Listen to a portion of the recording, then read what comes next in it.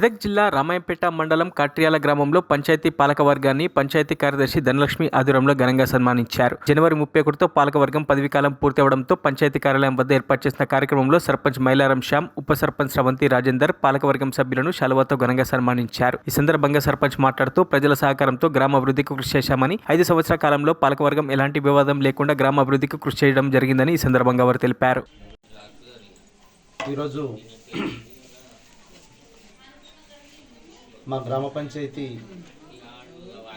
కాట్రియాల గ్రామ పంచాయతీ పదవీ కాలము ముగిస్తున్నందున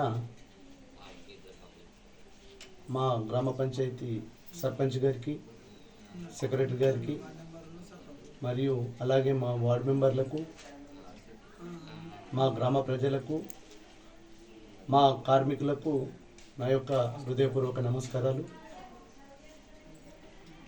2019 నుంచి 24 వరకు